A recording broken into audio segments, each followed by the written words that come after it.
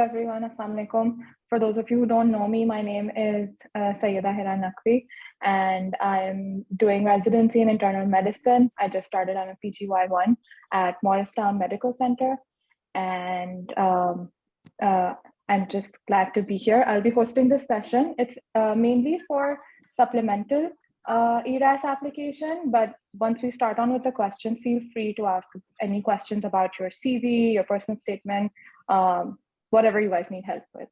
I have a few speakers here today, so you guys can start introducing yourself. Zakaria, you can go ahead. Yeah, so I'm Dr. Zakaria Irfan, but the doctor is just like, it is what it is. So I'm doing a psychiatry residency at Berkshire Medical Center. I'm currently on my medicine rotation, so I feel like a medicine doctor. But yeah, I'll be speaking on behalf of the future psychiatrists here. Okay, hi. My name is Mustafa. I'm a graduate of Ziauddin. I was in batch 19, and I just matched this year at Mather Hospital in Long Island, New York. I'm a PGY1 internal medicine categorical resident. Okay, thank you. And Samar, if you could introduce yourself.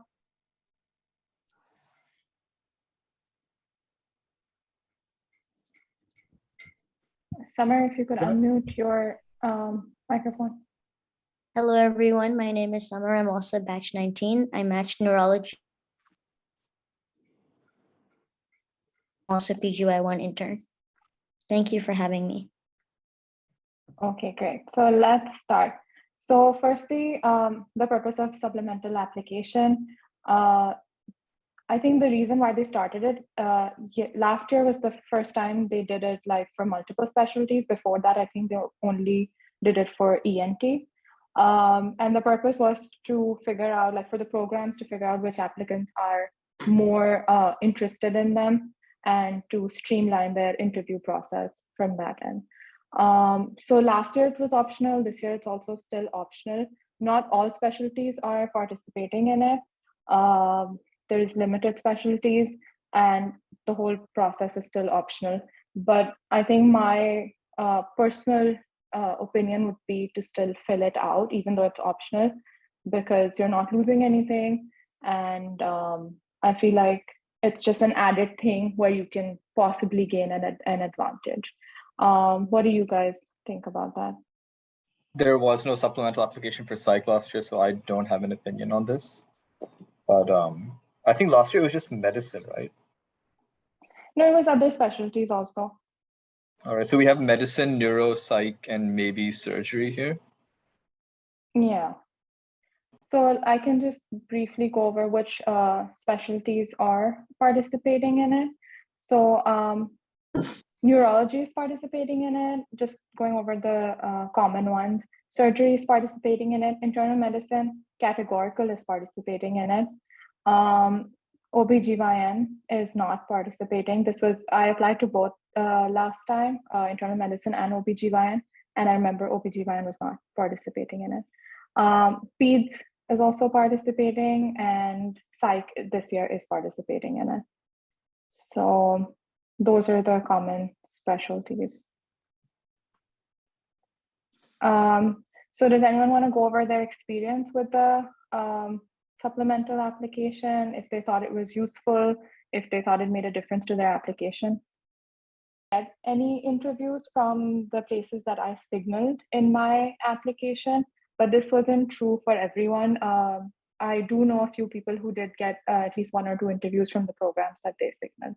So, like, personally speaking, I didn't feel like it played any part in my application process. Like, and that's just my experience.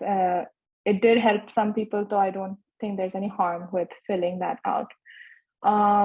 Starting off with the steps of filling that out, the important parts. So I think the main question that people had reached out to me for was program signaling.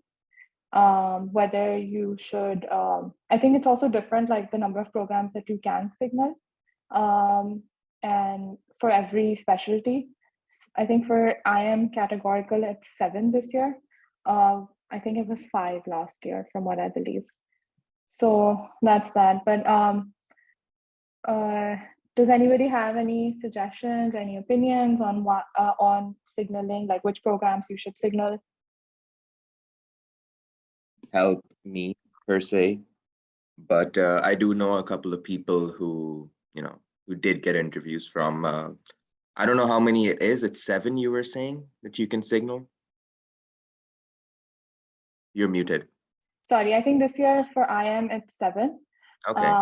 For other specialties, it's different. It's 5 for some. It's different for people. For other Okay, because specialties. I do know that, the signaling doesn't really affect the other applications or how many other applications you can submit. So, I mean, it's a good thing to do, even if those 7 applications, you can choose them, if you really want to go there geographically, if you have any preferences, if you've had any past experiences over there, if you've had any observerships, electives, stuff like that over there. So, it's a good thing, definitely. If they're giving you the option to do it, I don't see why someone wouldn't.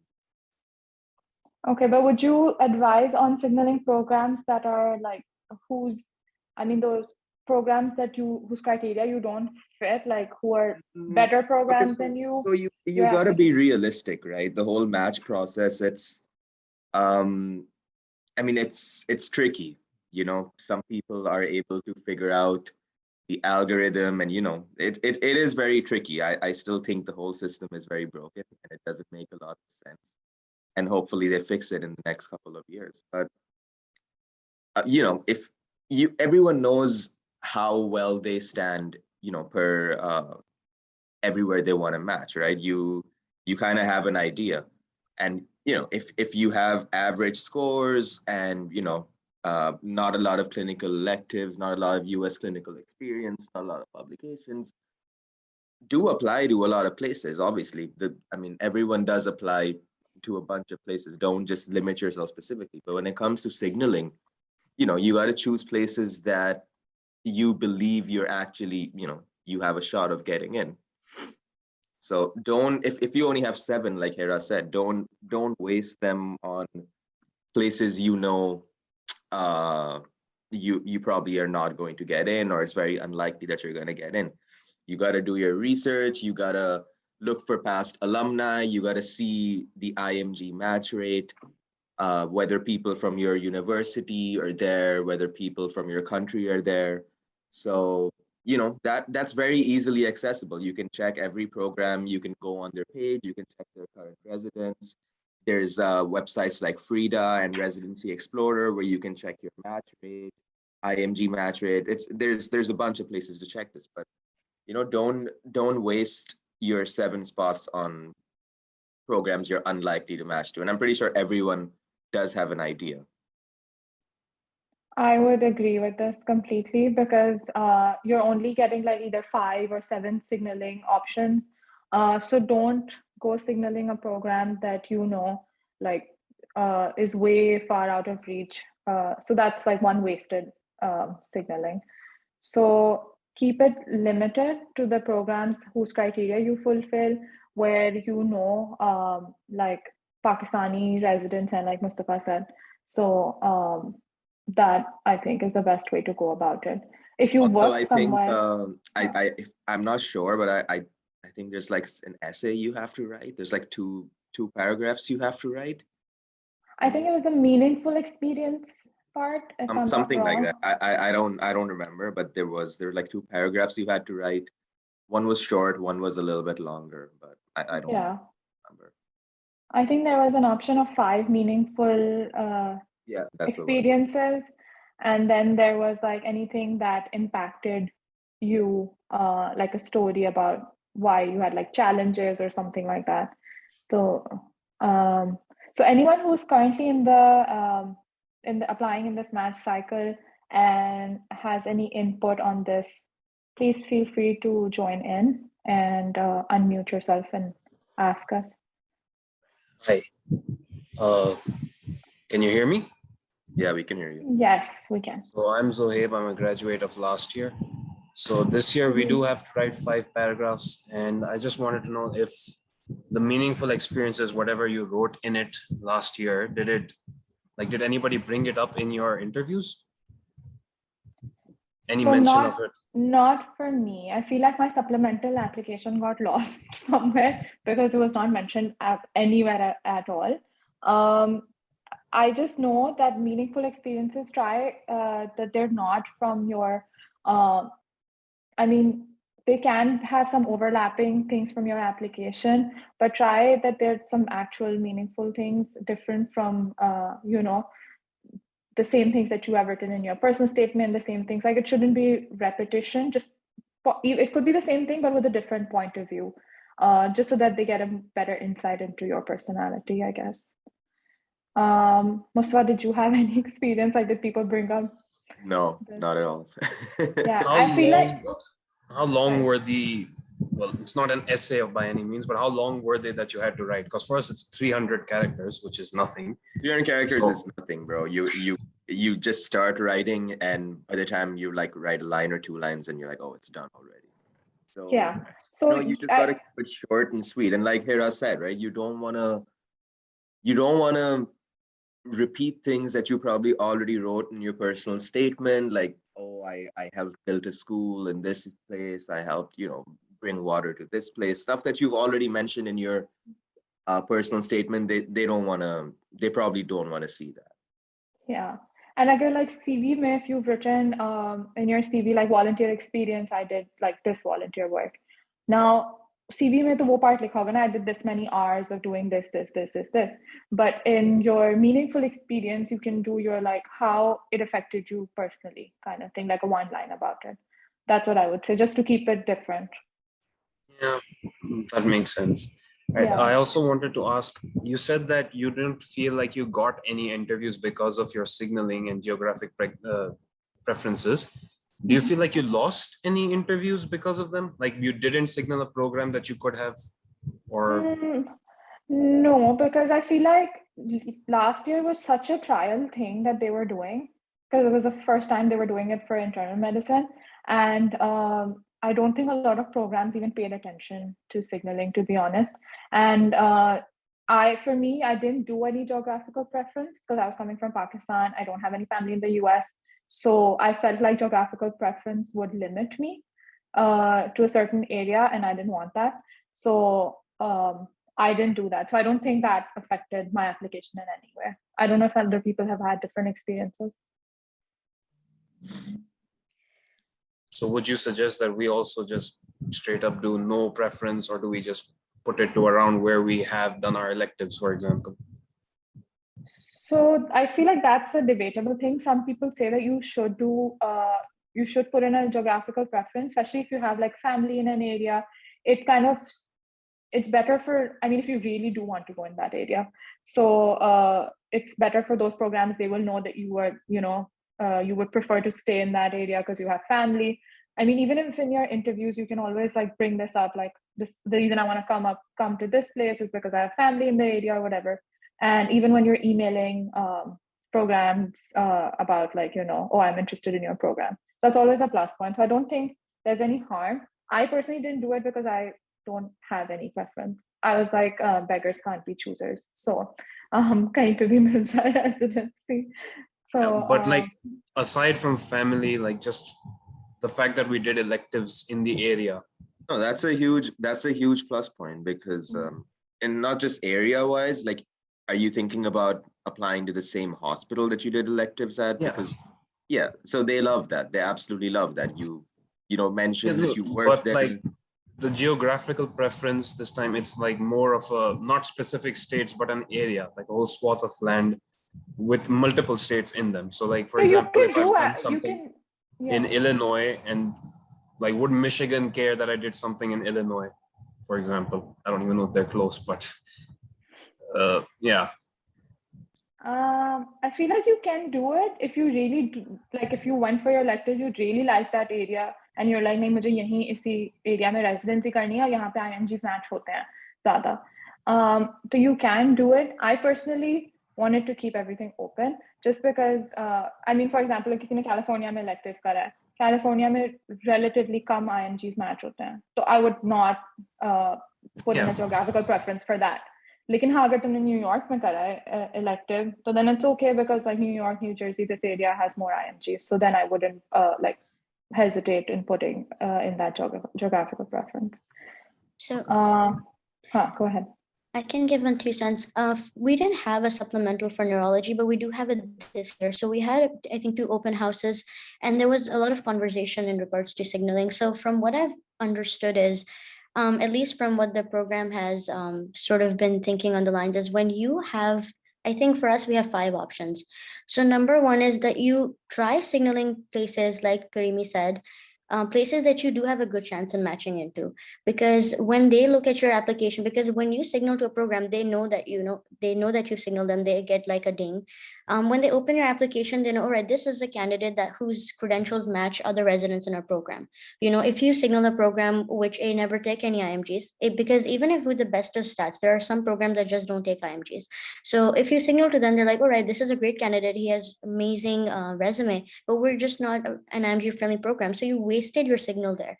So signal to a program that you match credentials to, number 1. Number 2, also a place where you do want to go. So assuming that, so suppose that I was in Minnesota. So if you have work experience in Minnesota, and then you also had electives in Minnesota, it sort of shows that. And then you would signal to the program, I recommend the place that you did do elective. And so they look at your resume, they're like, all right, so this person did an elective here, they already live here. And so that's like, all right, so this person A might be a good fit because he shows interest because he's in the area, and his credentials match us. And and they already know you. So for example, if you were more Minnesota bound, I would say, you would do the program you did electives in. And maybe if you're kind of confused, you can do a place that is, because you can do like too many electives, you might have maybe 3, 4 at most. So you can do a university that's probably close to where you did electives in, like maybe University of Minnesota, and you can put that in as your 5th choice, just to be safe, so that increases your chances of getting interviews. So signaling essentially is just for you to increase your chances of getting an interview. So if you were another thing, like if you did electives in Michigan and Chicago, like you said, and you were signaling New York, don't you feel like you might have higher chances of interviewing at Chicago and Michigan versus New York? Just kind of thinking about it. However, having said that, IMGs, I think personally, do not benefit from the supplemental as much as AMGs do, because it's so difficult for IMGs as is to be getting interviews. If I had to put my effort into any application, I would actually put it in the actual ERAS application, because this is more of like a elite applications, like, okay, so where you pick and choose where you want to go. So I do know that for competitive specialty, especially with AMGs, the supplemental has become a big thing. Programs like Derma, I have a friend that's applying, and they're saying that when they signal programs, then the program has like, dermatology has 100 programs, they get 6,000 applications. They filter people that signal them. So if you had to, because I know you have limited time, there's a lot to work on, you have application, LORs, personal statement, put more time in your actual application rather than supplemental. Take it with a pinch of salt. If you do get an interview, great. If you don't put too much time thinking about it. The second, with geographic preference, I would not put a geographic preference. It's your choice. So I think you get to pick 3 geographic preferences. And if you notice, most IMGs are mostly towards the East Coast end or Midwest. So if you can pick 3, and you notice there's like this New York, New Jersey, there's this big Connecticut block, and then so I think most of your interviews are likely going to be from there. However, if you signal to those programs, and they're gonna look at your application and be like, all right, this person, wants to come here. If somebody else likes your application, they're like, all right, he didn't signal to us. They look at your geographic preference, they're like, oh, he doesn't have a preference, maybe we'll interview him. So I think you're gonna be safe on both ends, on some other programs that also like your application. So I think that you could get away with it if you don't put a preference. That's just my personal opinion. So just 2 cents on that, but put more time on your actual primary application than supplemental, especially as an IMG. I completely agree. If anything, like if you're running short on time last minute, and you have issues with your main ERAS CV and application, obviously focus on that, because this is at the end of the day still optional. I think we have a question from iPhone. I don't know Hi, this person. Assalamualaikum. Hi, please introduce yourself and then you can ask your question. Okay, my name is Alina Urshid. I'm from the class of 2018. Yes, you may or may not have heard of me. I would expect you to join from your name. I did didn't know my name wasn't on. Sorry, I will change that. It says I just iPhone. actually wanted to chime in. Shut up! Stop embarrassing me. I just wanted to chime in, and there's just a few things that you guys were saying. So from the research that I did, so I'm not absolutely 100% sure is why I'm here, but it might be worth checking for everybody else. So especially for IM, I think I read that you don't have to not signal programs that you did your electives at, because that's already pre-assumed that you would like to match there. This was actually in the application like guidelines and stuff, and each program has like their own specific requirements as far as if you've done electives at their hospital. So you might want to check that separately for the hospitals that you did your away rotations at, if they want you to signal them or not. Because if it says that I don't want you, we don't need you to signal us because it's assumed that you are interested in our program, just, you know, the fact that you did your elective here, then it's a waste of a signal. And then secondly, for the geographic preference bit, so as far as like the information that I know, when you enter a geographic preference, only the programs that are located in that geographic preference will be able to see it, and not other programs. So if you're, for example, getting a call from some other program, whatever, they can't see that you've marked like your northeast or whatever, you know what I mean? So only the programs listed in that area will be able to see it, and the programs that haven't, they won't even be able to see that you've listed like, you know, no preference or whatever. So if you look at the bigger picture, I don't think it like is like it would harm you, because those other programs won't be able to see you any, like they won't be able to see that you've marked a geographic preference anyways. They won't be able to see that you marked your geographic preference at all. So it won't really make a difference. Again, just double check this stuff. This was from like a different seminar that I attended. So just, you know, no, I remember this being there. Like, I think there was this thing where they can't, like some programs who are not like if you're not signaling a program, they don't know whether you signaled anyone at all.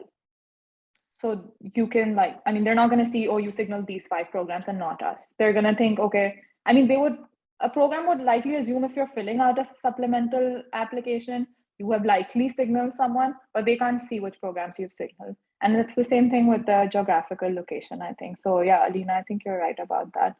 And what else? Alina, you said something else also. I don't know. But anyone else wants to chime in? About the electives thing, like if you've done your elective there, if you should signal them. So I think this varies from program to program about whether like they would still prefer being signaled or not. So I think you kind of, sorry. So you think, I think you just kind of reach out to your program and see on their website what it says about signaling. Because this year, a lot of them do have on their websites like information about the supplemental application. Last year, most of them didn't. So maybe that might help.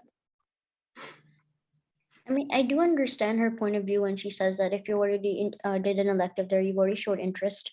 But and you know, then you can use your signal for maybe other you know, places or hospitals in the, you know, in the places that you like or have credentials and high probability of matching. But I was just wondering from an IMG perspective, if, you know, we're just making double sure, it's like, oh, I do get it, because the highest chances of matching, I think, are always in places where you have work experience and elective experience. So from an AMG perspective, I think they can do whatever they want, but I was just thinking from an IMG perspective, but I guess you could look that up, Sahib. And also, like, it depends on where you've done your elective, because if it's a hospital or a university that has like, I mean, they have multiple students doing electives at the same time as you, and you might get lost in the mix kind of thing. So just consider that. If you feel like, oh, you really stood out anyway, that might change your decision. All right, let's move on to the next thing. Do we have any questions more about signaling, or are we good with this? Good, okay. I think there's a question. Yes. Is Rabia also? Rabia is here? Yeah, Dr. Rabia is here. Okay. Rabia, hi. Could you please introduce yourself to everyone? Hi everyone. I don't know if video is necessary. It's super early here. Okay. But that's fine. My name is Rabia. I'm a surgery resident at Harbor UCLA. I just joined the conversation. I would just add one thing about the signaling process. At least from my program, I know कि जो भी sabais आते हैं, so I agree if it's like an official elective. All the sabais do get an interview. They're all discussed about during the interview season. Like हमारे यहाँ, I think projector पे like literally they put up pictures and ask everyone how they did and stuff. So I do think if you've done an official elective, you will get an interview. So signaling पे usually लिखा होता है don't signal programs or where you've done your electives or sabais. But again, it depends how official it was. I wouldn't waste my signaling on that. But again, as an IMG, I know it's pretty tough. So I would ask your letter writer, because obviously you have a good connection with them. Just ask them, is it worth it to signal this program, or you think I will be interviewed without it? Because I don't remember correctly, but सिर्फ 4 या 5 programs हम signal कर सकते हैं, from what I remember. So yeah, I'd rather do it for places where I actually think I have a chance, and not waste it on places where I know I will hopefully get an interview from. So that would be my 2 cents. I know my program at least interviews all in like elective students as long as they did well, but they pretty much interview at least everyone. Makes sense. Okay, I think we have a few questions about ERAS CV itself. So we can go on to that. And then I think Zakaria, you will be more useful to us in that aspect. So one of the questions is, what happens next after submitting the application for ERAS CV? You just wait. That's the worst time. I think that's a lot of waiting. But yeah, we can just go over like how you want to reach out to. We have a question from Anand, but we can discuss how you want to reach out to like emailing programs and all of that during that waiting period. Right. So, I mean, you guys probably already know that people who send out emails after emails after emails, as annoying as it may be, the truth is it actually works. So, it's very easy to, get information of program directors or coordinators from websites and stuff, from the official website. So just do it. You'll literally have like months on months until you actually get, some interviews fast, some take months. So in that time, just start sending out spam emails to program directors. And I don't mean like every day, because if you do that, they're gonna hate you and they'll block you. They'll probably blacklist you if you send them an email every day. But once a week wouldn't hurt. Like, hey, I sent my application. I would really, I would appreciate if you guys would review it, and you can do it. And sometimes they'll reply, sometimes they won't reply. If they send a bad reply, a mean reply, sure, that's means enough to stop bugging them. But sometimes it takes 2 to 3 chances until they actually get back to you, because they get thousands of emails from like hundreds and thousands of kids all over. So, it's just luck. Sometimes they'll see it, sometimes they won't, but you have nothing to lose. I do agree that, it's in that waiting period, you can just start sending out emails after emails. It's always a smarter thing to do, I believe. Zakaria, do you have any insight on this? Yeah, so I totally agree with that. And I think like systemically, we tend to like we don't put enough attention on the things that really matter, and we put too much attention, like at least I did, and I think IMGs tend to put too much attention on things that don't really get weighed in on. And for instance, like I feel like a lot of us who have like decent-ish applications, the reason that we don't get interviews is not because someone looked at our application, thoroughly went through it and decided, no, I don't want this person. It's because that application wasn't even open in the first place.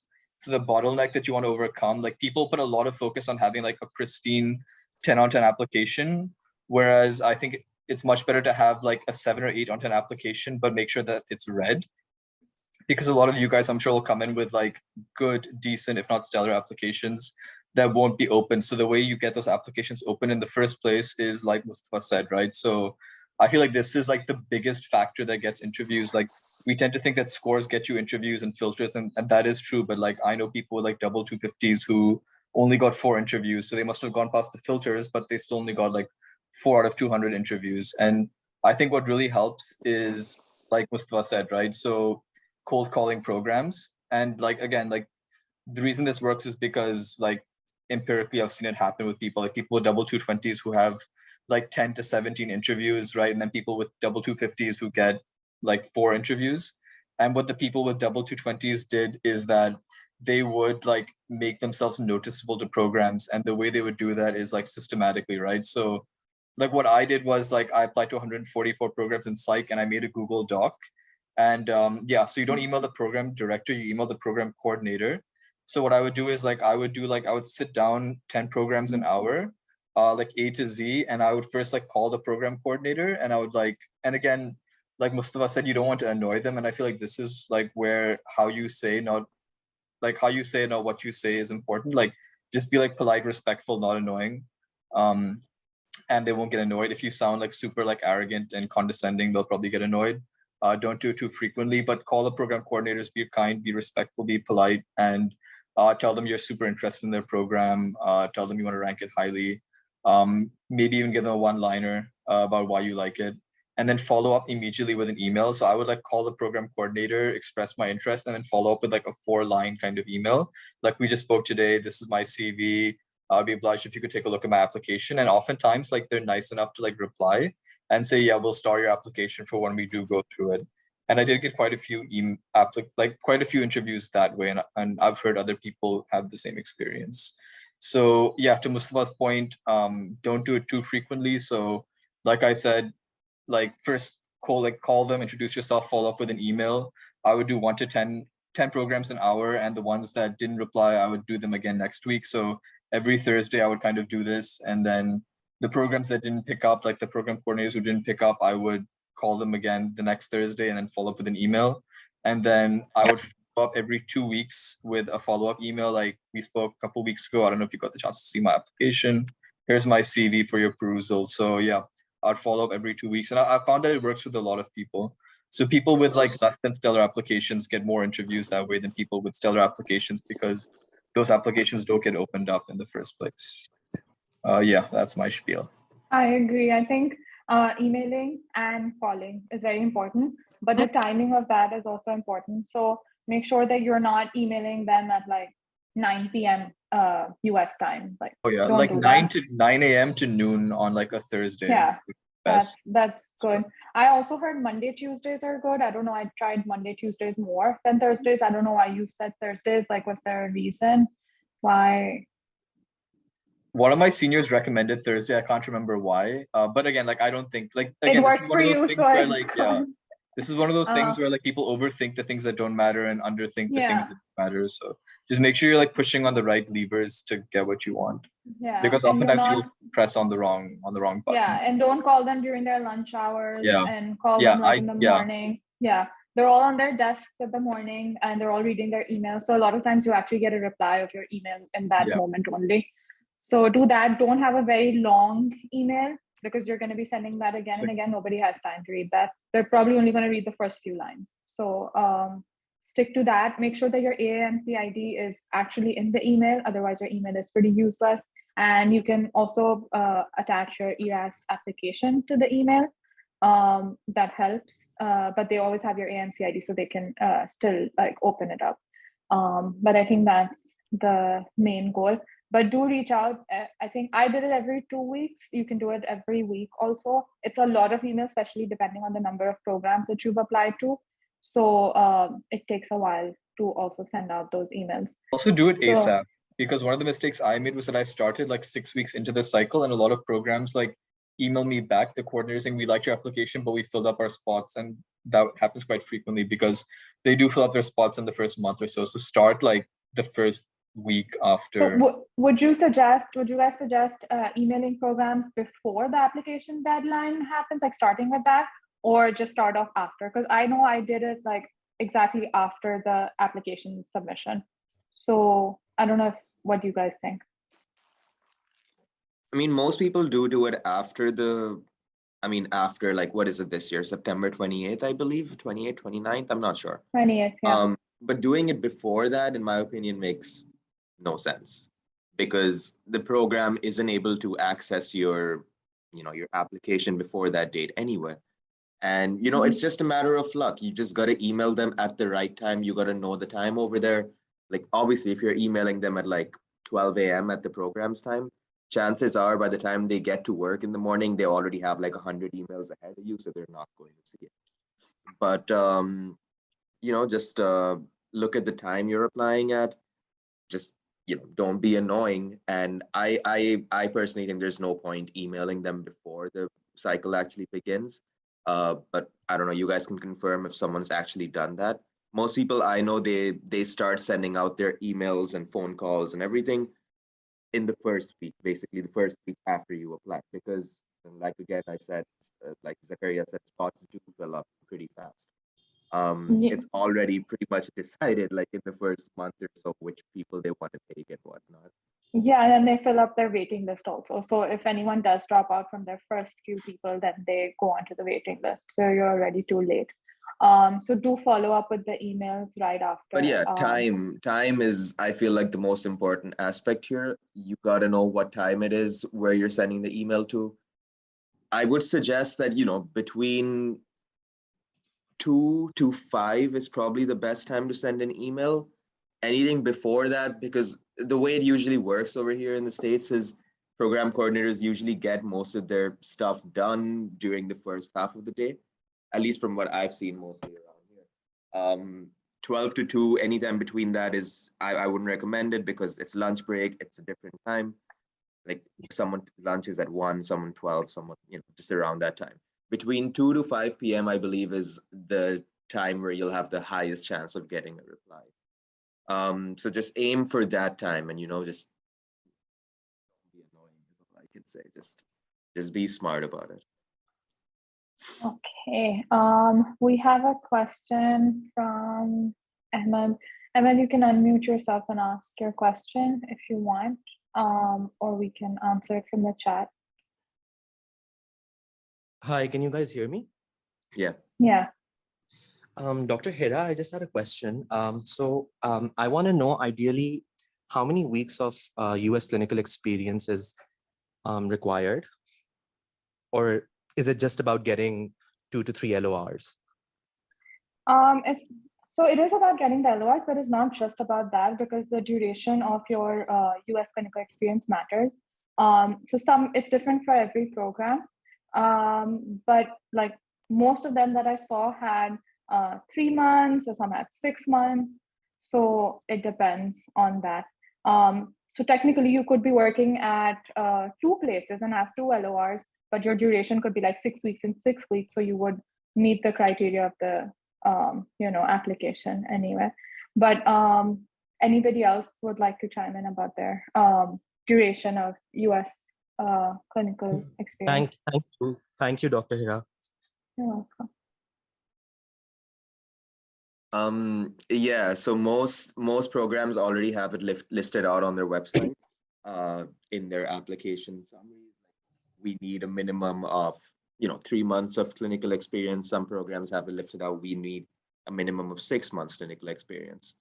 So yeah, that just depends place to place. I think that having, I'd say, around 3 months of US clinical experience is kind of like the benchmark. Like anything below 3 months, you have a low chance of matching. People do match even below 3 months of clinical experience, but 3 months is kind of like the hard average from what I see around here.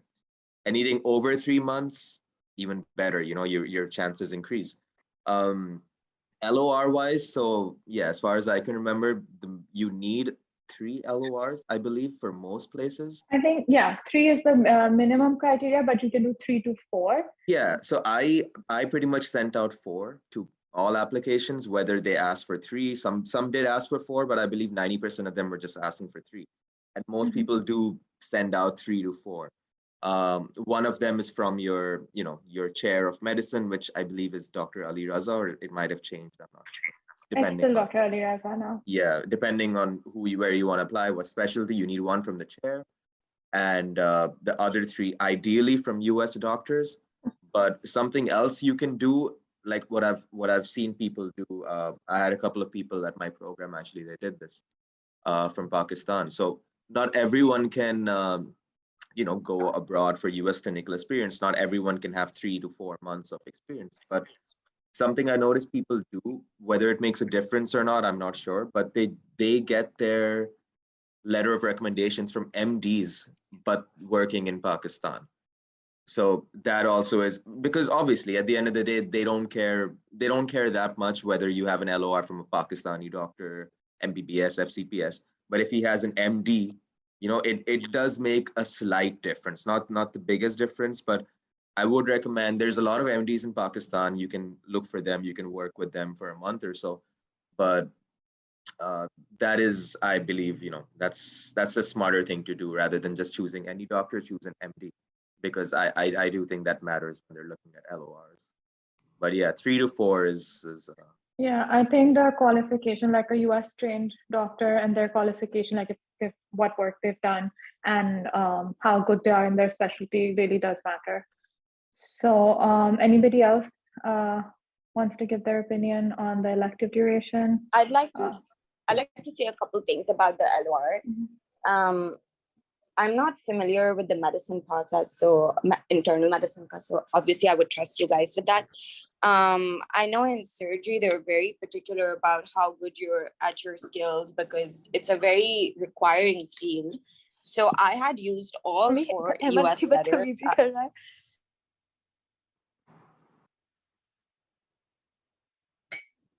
Sorry, am I audible? Yeah. I hadn't used a department chair's letter in my application, which didn't seem to make a difference. And one letter is usually automatically considered almost like a month of experience because Yahabi Sabais are like 3 to 4 weeks. So 4 is ideal, and then 4 US MDs are ideal. I would say prioritize using 4 US MDs, and then you can go down from there, 1 chair, 3 MDs.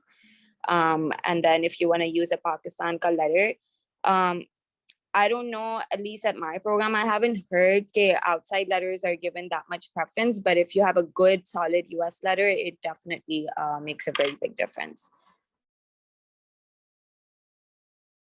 Okay, that makes sense. I hope this answers your question, Ahmed. What else do we have?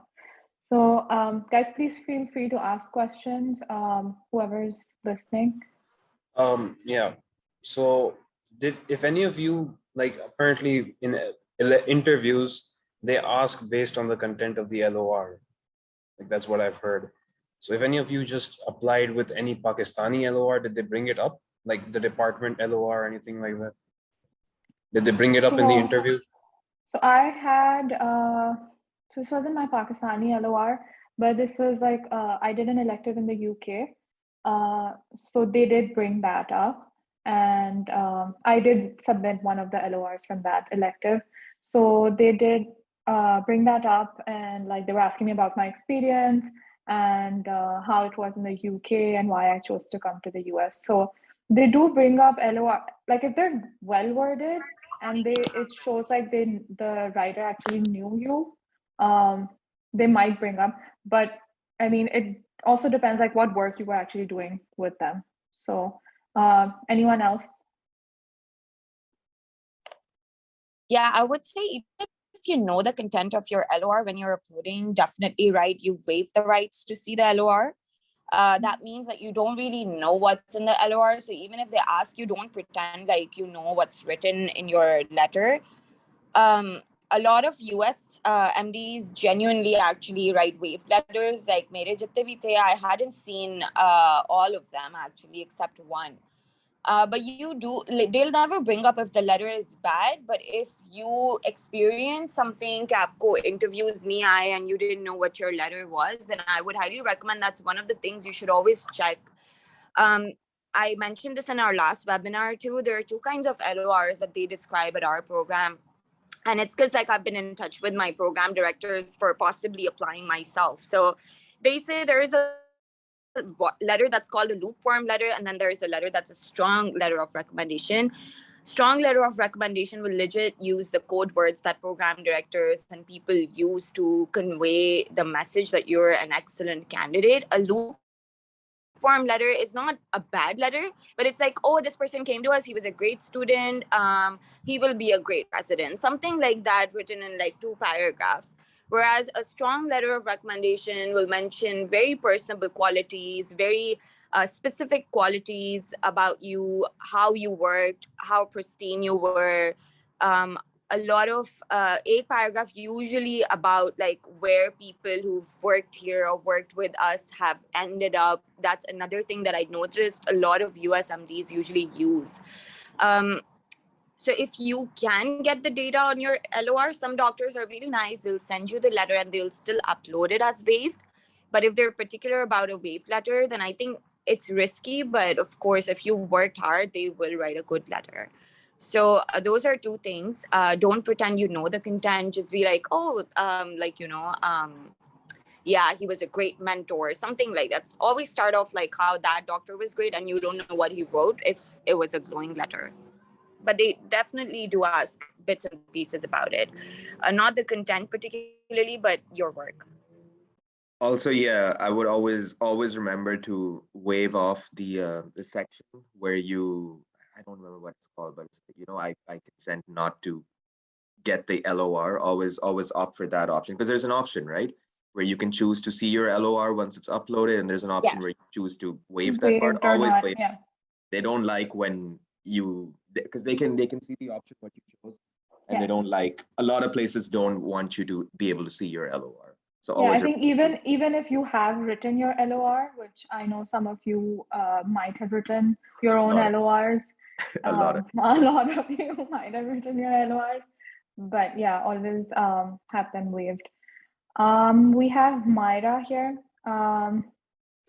She's a resident in Peds. Myra, if you were there, if you want to introduce yourself.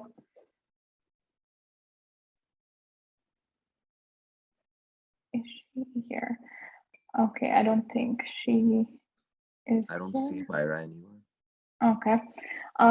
We can take a question from Danish. Danish, you can unmute yourself and ask your question. Hi, my name is Danish. The same batch as Zohaib over here. My question to you guys though was, like some of you are in like psychiatry and neurology, which is like their own, I believe their own residency like programs, right? Internal medicine is like very overall, like you can do a lot of different things and get away with, like my application, if I applied this year, would be like, it wouldn't be as focused as I would want it to be, right? It wouldn't be just neurology. Like my research papers would be like from all kinds of fields. So I was wondering how your applications were, and like, did you guys focus your applications for a specific program, and did that help you? Or if it was like a more overall application and that helped you in some way to get into the program? You said you're applying for neurology, is that correct?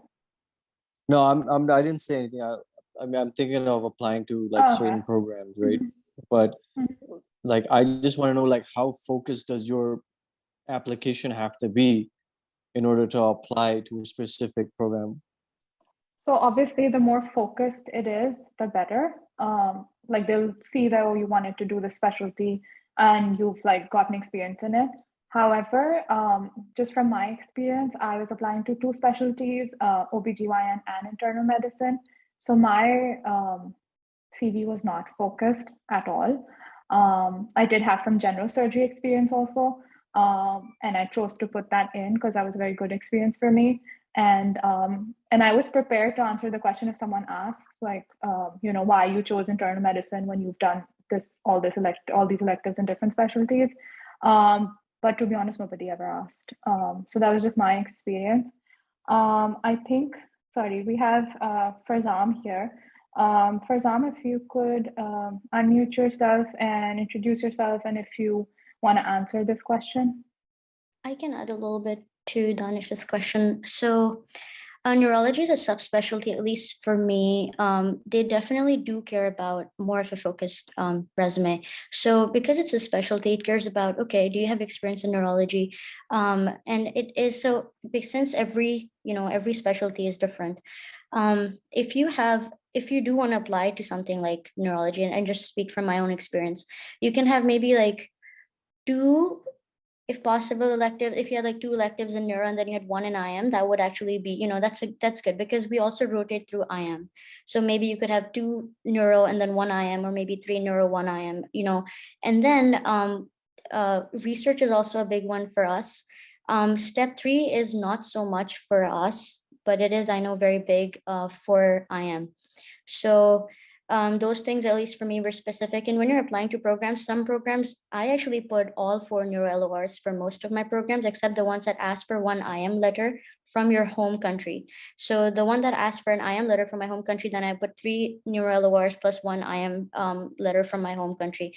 So you definitely, I mean, if you have electives in IM, that's very valuable, because you do, especially in the first year, have at least 6 months, at least in my program, in IM.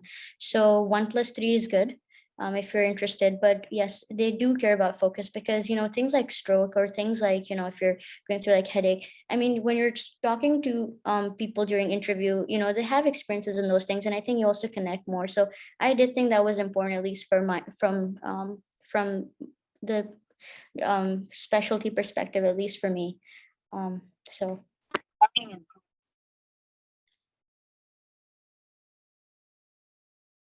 Zakaria, were all your LORs from psych or no? Yeah, so all 4 of my, in fact, I only had 3 because one of my letter writers never wrote my letter. Yeah, so make sure you follow up with your letter writers, because sometimes they will be lazy. All of them were from psych, and I only applied to psych. I will say though that, like, this is just general advice. Like, no program wants to feel like you're like a second choice backup option. Like, it's just like nobody wants that. Like, everyone wants someone who like is interested in their program, interested in their area, even if you're not. Like, make it look as if you are. Like, I only applied to psych, but I did make it a point to tailor my application like very much to the specialty, even though I had like research in medicine and so on. I made it look like I tailored everything through, like, I kind of put everything through a psych perspective and made it look like whatever experience I had would make me a better psychiatrist or a better psych resident. So I would say that like whatever specialty you send that application to, and people who apply to 2 specialties often like have a different application, a different personal statement to each of those specialties. So whatever specialty you're applying to, if it's like psych medicine, neuromedicine, surgery medicine, like make sure that the program that gets your application, like that program thinks that your application is only tailored towards them. Like, don't make any program you apply to feel like they're your backup, because they will instantly reject you. Even if they, like, if they open up your application in the first place, they will reject you. Danish, I hope that answered your question. Sometimes you really don't know until the point that you're applying, like which specialty you want to pursue. So, and like during med school, you've done electives in different specialties, but just in the end, just try to have your CV look like, and your personal statement align with your career goals.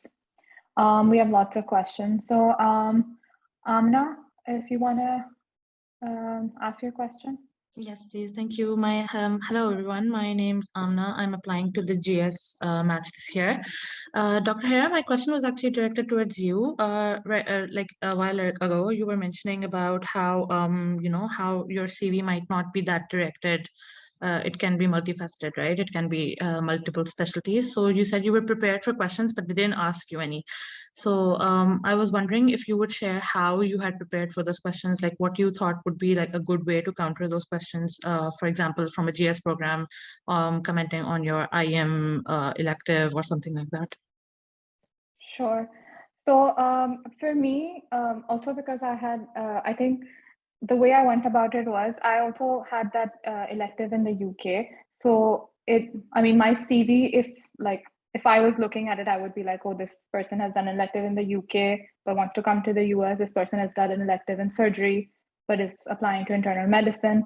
So for the way I went, like nobody asked me this, but my plan to answer it was that if they do bring it up, my answer would be that, you know, I wanted to have that experience with in different specialties to finally realize, like, you know, this is for sure internal medicine is the thing that I want to pursue, because you don't know until you actually rotate in that specialty. Med school, the first 3 years, at least for us, we're not doing much in like clinical settings.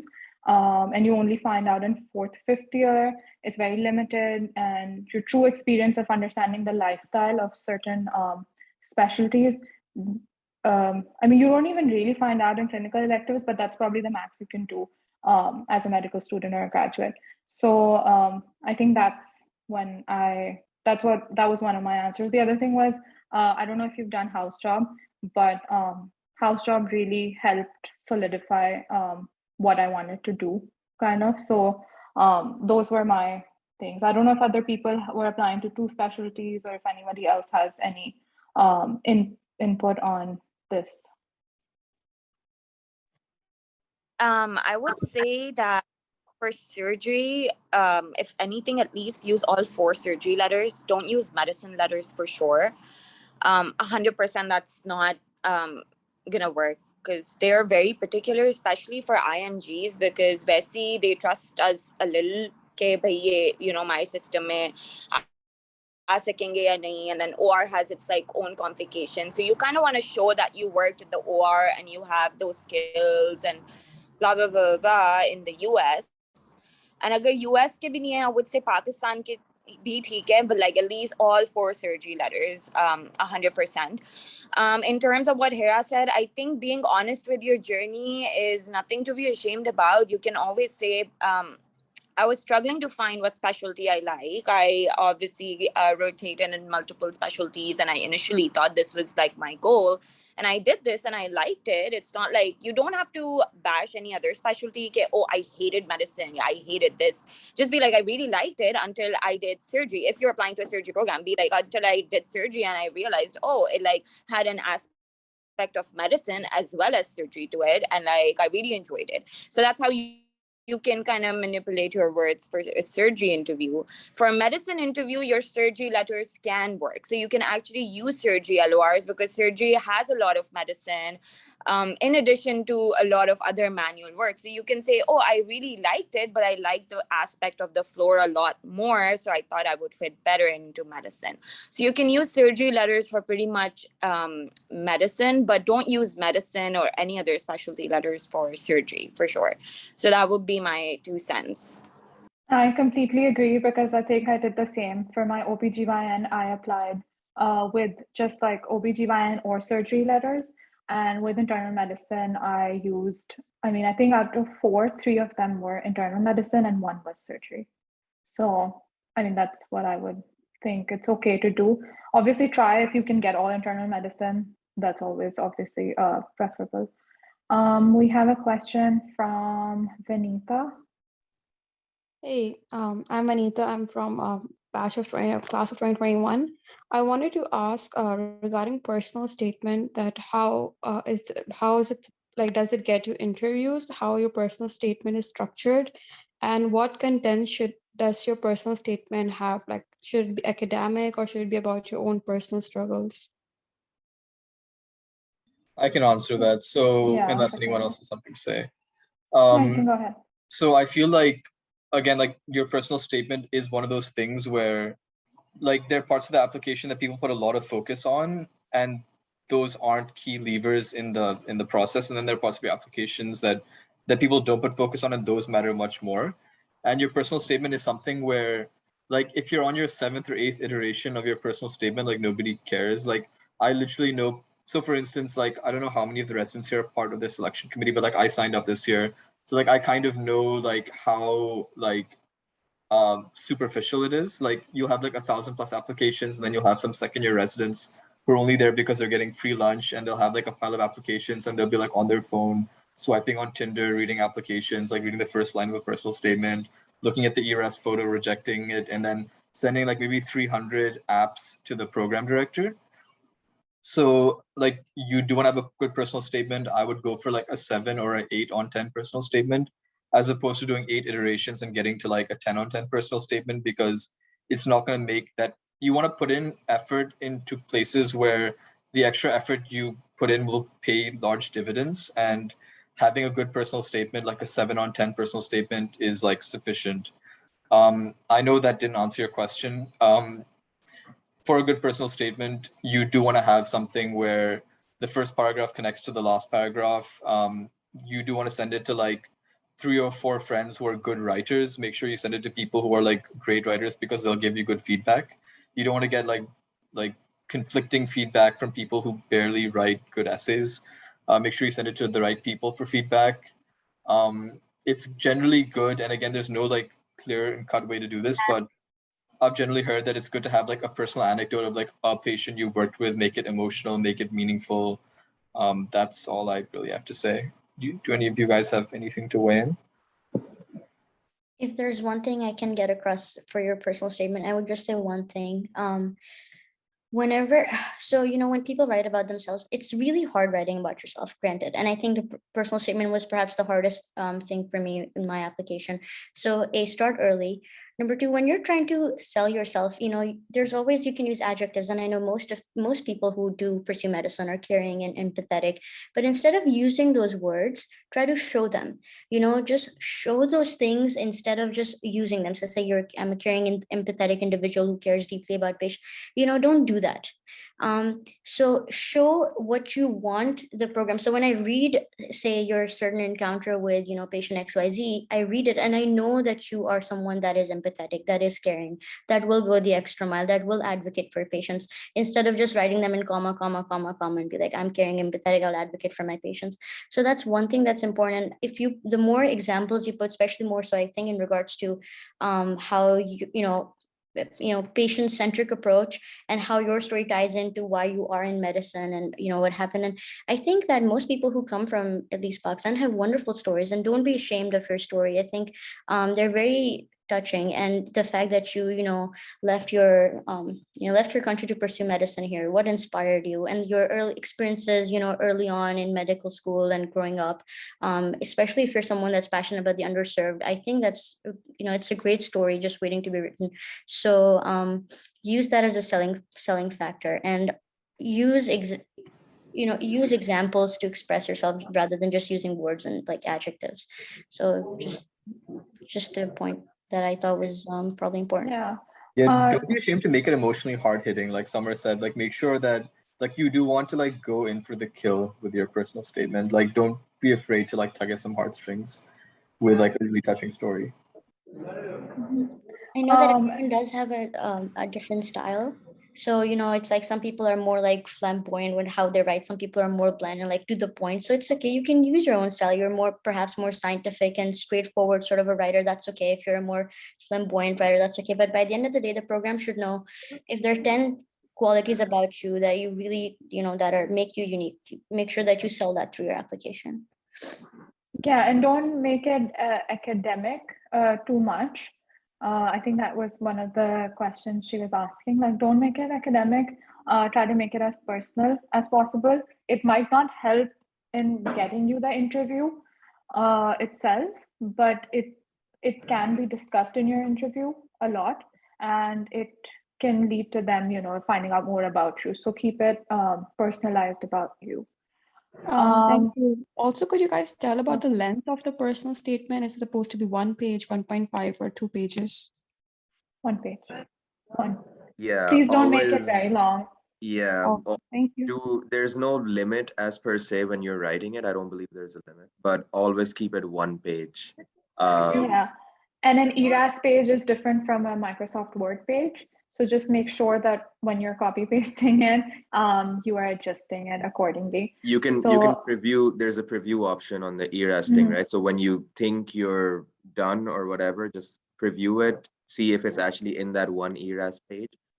And if it is longer, I would really highly recommend just cut out some useless stuff from there, and just short and sweet. Do not make it more than 1 page. Everyone is going to tell you the same thing. No one's gonna read it. Yeah. programs hate seeing long personal statements. They have thousands of applications and they don't want anything longer than one ERAS page, basically. Yeah. Okay, next question. Ahmed, you can ask your question. Hi, my name is Ahmed. I'm also a graduate of last year. My question wasn't related to this session, but I wanted to ask that, do you guys know any of your batchmates or alumni who are applying in pathology? Because I am interested in pathology applying this year, and I've struggled to find any of our seniors who went on to do pathology.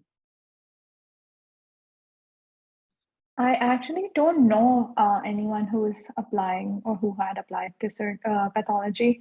Does anyone know here? Yeah, Mazen applied to pathology. Yeah, that was the one person that I actually found apart from him. Did he not help you? Excuse me, what? Did he not help you enough? I mean, he did help me, but generally, I was looking for other people. No, I'm kidding. I think Miss Farhana might be able to find out. Ahmed, you can contact our alumni office. So Okay. I think one alumni, our senior graduates from batch 7 or on the Zeldin database, there was Dr. Arfin. She was a graduate of I think 2010 or 2012, but I couldn't get into contact with her. She wasn't responding to her email. Dr. Shumail, they are also applying for pathology.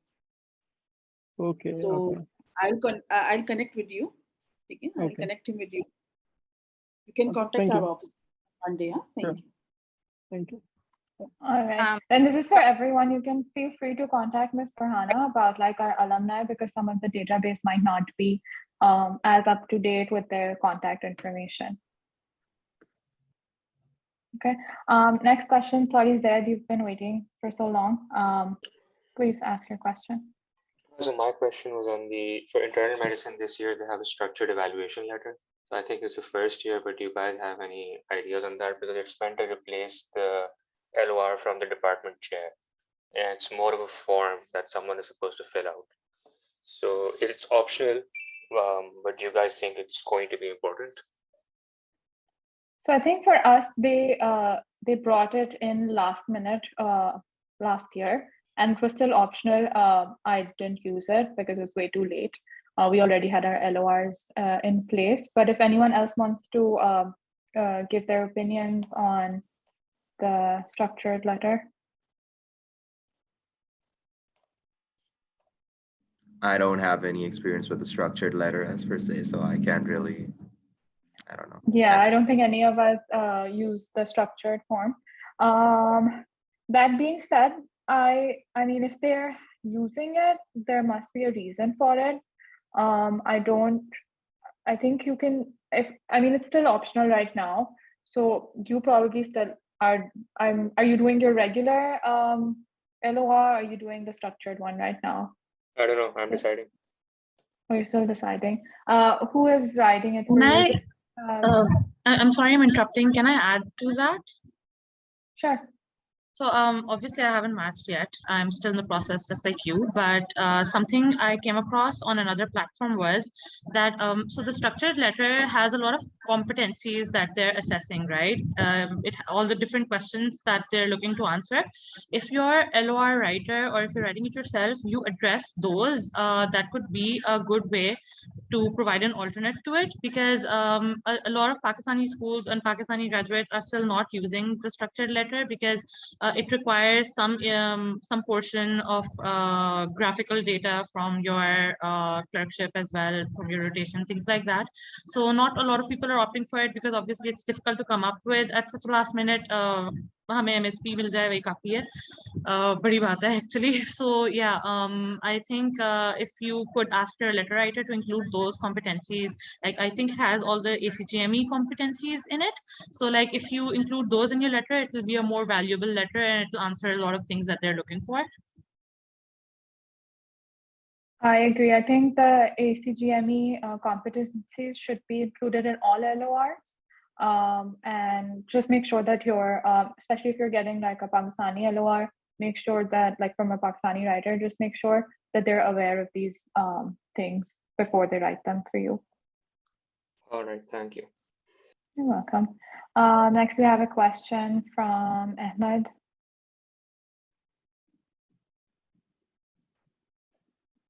Oh no, sorry, I forgot to put my hand down. Oh, okay, sorry. And Zohaib, you can ask your question. You're muted. Sorry, I wanted to go back to the personal statement. What do you guys think about sending individualized personal statements to like a few programs? Because you can upload in like a separate one for each, right? And like just a line or two specific to that program, like even name dropping it. Do you feel like that's a good idea or a bad? I feel like I would be way too scared to mess it up and assign the wrong personal statement to someone.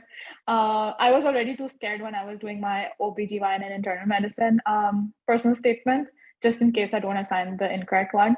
I don't know. Has anyone ever done that? Like, I didn't do it, but if anyone else did that. Yeah, so I did it for a few programs that I genuinely really cared about. So it doesn't hurt, and I did interview there, so go for it. But like Kara said, be super careful that you don't assign the wrong personal statement to the wrong program, because then that would be a lot of effort wasted. So you have to be really, really particular about that. Also, I think if you want to sort of personalize it a little bit and not like academic versus community programs, you can sort of like the ending paragraph can be a little bit different. So you can end with like, I'm interested in being an academic physician, and for community you can be a little more generic, like, oh, I'm interested in more in the volunteer, underserved, and patient population sort of spiel there. So that's a more, I guess, since a less, you can get in less trouble with that, I think. But I know in internal medicine especially, there's a huge plethora of programs and they're all very different. So that might help. You can have, maybe if you're applying to, I don't know, 150, 200, just like you can do that for community versus academic. But for neuro, we have less programs. So I did it for just the programs I liked, and most of them are academic anywho. So it did help if you have time.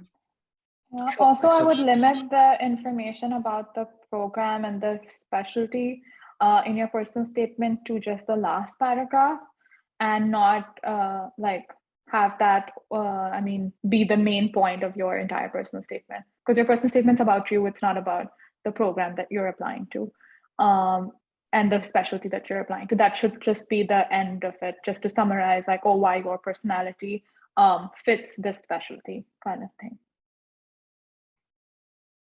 Does that answer your question? Yep, thank you. You're welcome. Next, we have Amina. Thank you. So this one's about the couple match. I was hoping Dr. Farzam could answer it if he's available. So my husband and I are both applying this match, and I'm applying GS, he's applying IM. So we've got two different specialties, and obviously the competitiveness of both specialties is it's very different. So I wanted to know if that's a good idea or not, and if that would be beneficial in our case. Should we go for it or not? Okay, Farzam, I see you. If you were there, please introduce yourself and answer. Hi. So you said you're applying GS and your husband's applying what? IM. Okay. My wife and I applied IM and PEDS, which I would say IM's probably the more competitive in that, and I would say I was the weaker applicant. That is important for you guys to assess for yourself who the weaker applicant is, who the stronger applicant is, and then also compare the specialties. Because if, like, let's say one of the places doesn't want to give you an interview for GS, it may also hamper his chance of getting an interview for IM.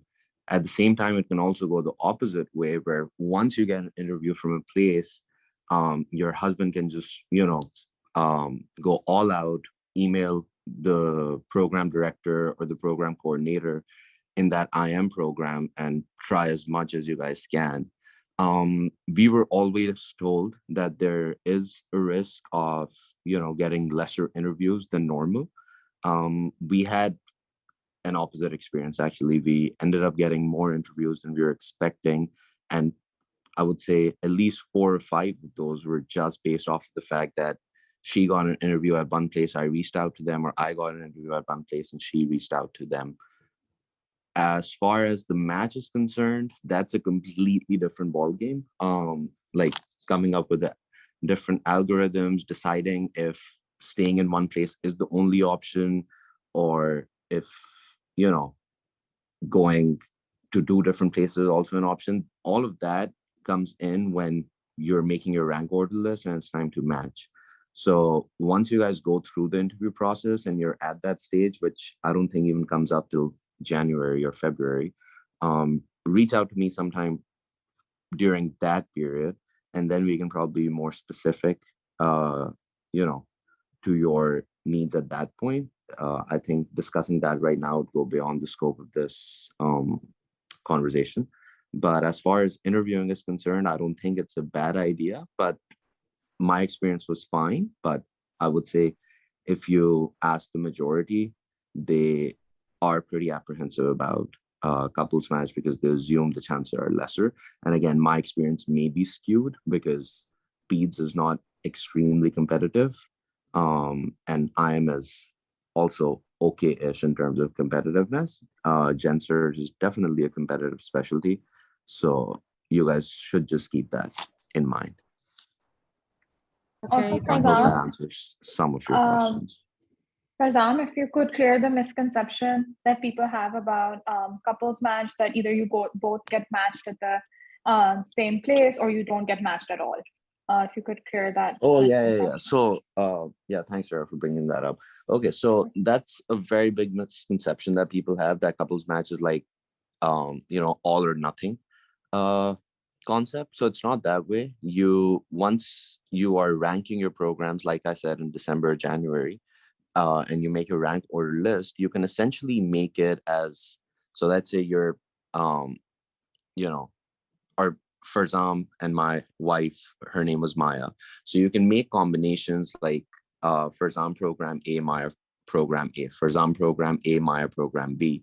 And then you can go all the way down to options, which essentially are like Farzam matches, Maya does not match, Farzam matching program B, Maya does not match. So I think we had probably 15 to 16 interviews each, but our combinations when we made them went up all the way to, I mean, the permutation and combinations that you could come up with 15 and 15. So we had around 250, 300 combinations that we put into the match. So this is never the case that you only have the option of both of you matching. And if that doesn't happen, you guys are just not going to match. That's not true at all. So yeah, just keep that in mind that, you know, even if one of you doesn't match, the other person can definitely match. And you guys can also match at different places. It's all in your own hands, how you make the rank order list. I know it's very confusing to just talk about it, you know, with words in an abstract way without having an actual spreadsheet in front of me, which is why I said that once you guys, you know, reach that stage, get in touch with me then, and then we can talk about it more. But just long thing short, while going into the match right now or starting the process, don't think that it's either going to be both of you matching or none of you matching. You definitely have multiple other options in between that. Thank you so much for clarifying that, Dr. Fazam. I also wanted to ask one more thing about it. Do programs know that we're applying for the couples match, like when they receive our application? They do. You have an option when you're building up your ERAS application. Yeah. You basically check a box saying that, you know, I'm couples matching. You put in your partner's information there, their whatever ERAS ID, their name, their specialty. And then, yeah, that's how it happens. We pretty much brought it up in most of our interviews as well. Some programs, you know, really like the idea. And like I said, Gen Surg is competitive. You're not going to find a lot of caring, chummy people interviewing you who'll be, you know, all about your couples match. But PEDS is very different, and IM is somewhere in the middle, I would say. So just keep that in mind. Thank you. Yep, no problem. Thank you, Farzan. Next, we have a question from Ahmed. Yes, I just had one more quick question. Regarding the ERAS application, would you suggest putting the address as a US address on the permanent address? Because I was reading online and they said that if you put in US permanent address, that shows that you have stronger roots in the US and that you are more likely to get interviews. So what do you think about that? Are you in Pakistan or are you in the US? That's my question. I'm in Pakistan, but even then people said that you can even put your family's address if you have someone in the US. I personally wouldn't suggest that. I know like there was this thing going on even last year when we were applying, like, oh, put a US address as your temporary address, or like, oh, it really matters. I don't know that it makes a difference. I don't know if they're going around looking at your address. Oh, is this person here? I mean, you're still an IMG. I mean, if you still require a visa, you still require a visa. I don't think it changes that. But if anyone else has put in different addresses, yeah, I would agree with Hira. I think there are a lot of these myths जो हमारे, especially at least मेरे time में ज़ियाउद्दीन में बहुत होती थी कि ओ अगर आपके पास ग्रीन कार्ड है तो आपको तो धड़ाधड़ उस जगह के सारे इंटरव्यूज आएंगे, you will definitely match, या ग्रीन कार्ड वालों का भी हो जाता है, या अगर आपने किसी का एड्रेस डाल दिया आपको तो वहीं से इंटरव्यूज आएंगे. There are still people who believe in that. I think this whole match process is very big kind of a gamble, and you know, it all comes down to luck. And then when what works out for you, you a lot of times think, oh, maybe is wajah se mere liye work out ho gaya hoga, you know, maybe there's little thing in my application that was different. But I feel like at the end of it, it's your luck, right? It doesn't, I agree with her, it doesn't change the fact that you are from Pakistan. It doesn't change the fact that you will require a visa. The program will have to sponsor you. So I don't think the program knowing your chacha living in US will make a difference, right? Like they will have to, sorry, can I still be heard? I feel like it's getting stuck. Thank you. You can be heard. Sorry. Yeah.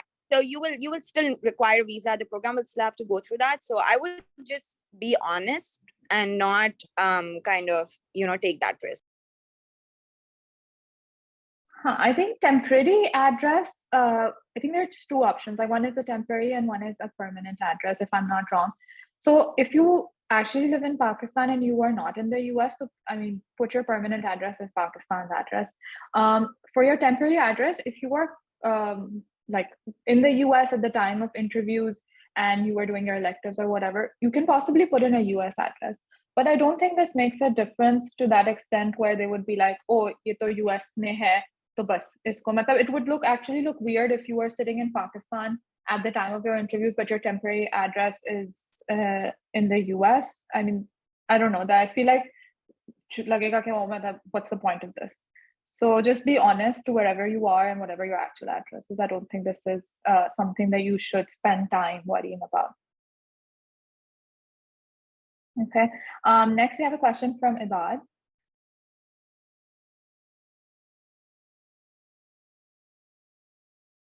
Hey, Ibad, if you're still there and want to ask your question. Okay, I don't think he's here. Then we have a question from Sabrina. Has the topic of late applications been raised yet? Asking because I joined late. Thanks.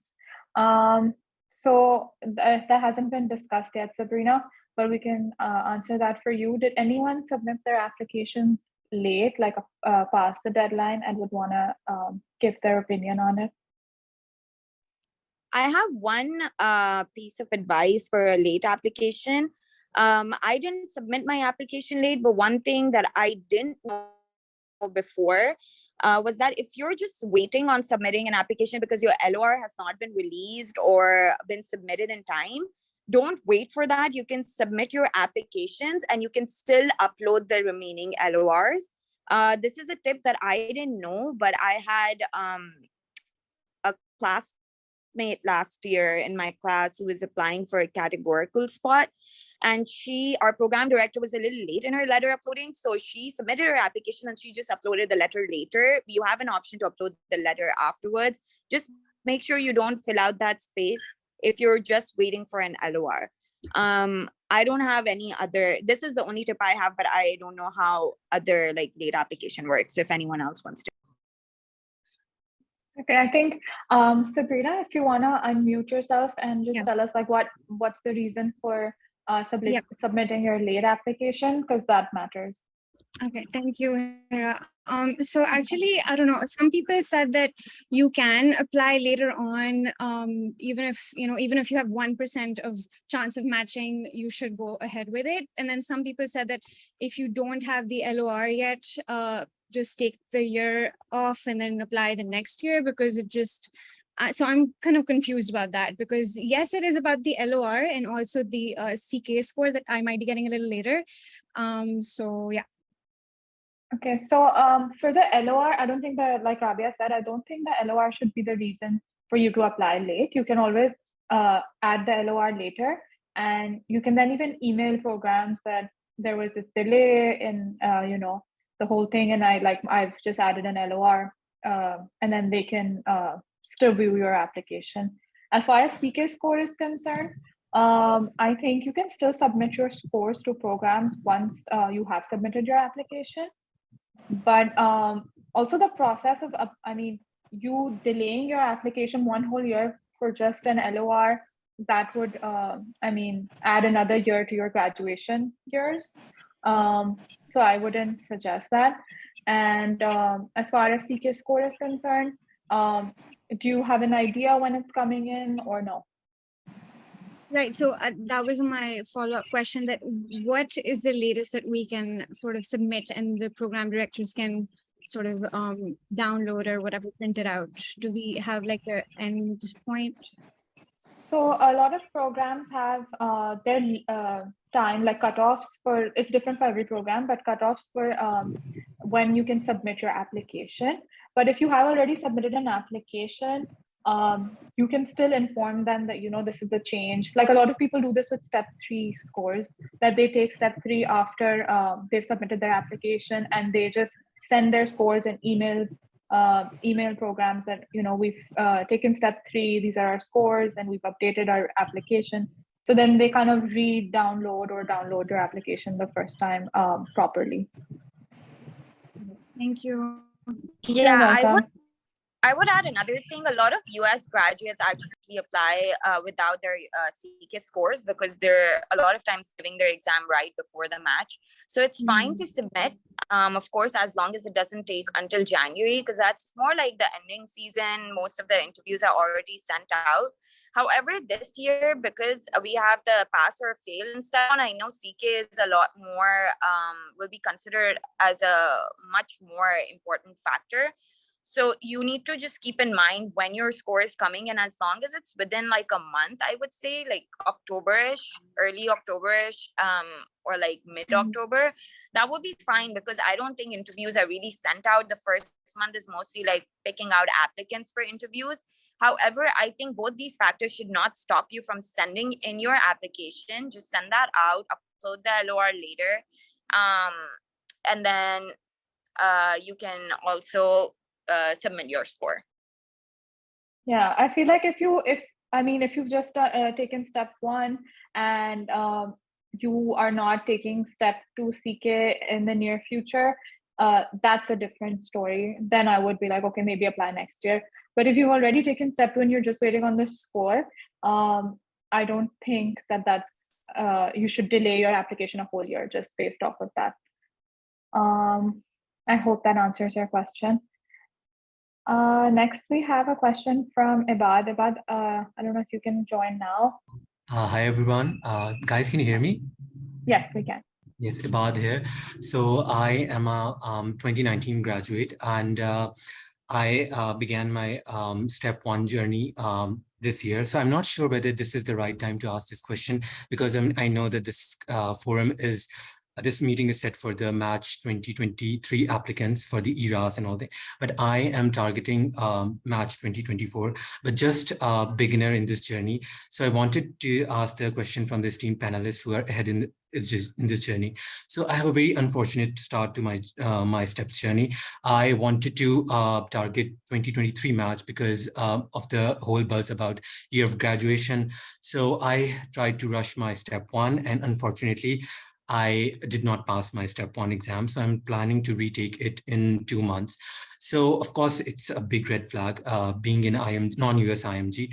But now I want to invest all my energies on step 2 CK. So I would be aiming for a step for March 2024. So my question is that in case I would not be able to target the March 2024, if I go like for March 2025, would my year of graduation would be a problem? So should I only focus on March 2024, like try to get done with my step 2 CK and step 3 by 2024 March?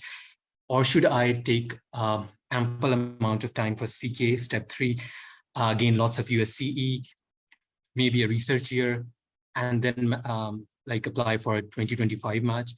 Like, it's just either way, if anyone can like give their 2 cents on this matter. Thank you, Iban. Firstly, I'm so proud of you for coming forth with this question, and we're always here to answer any queries that you have. Secondly, it's very difficult to go through this experience of not passing an exam, especially when everyone around us makes it seem like, oh, it's the end of the world. So good on you for still being motivated and going on. My 2 cents on this would be that set your deadline. Don't with this, because we don't have a fixed deadline for taking the exam.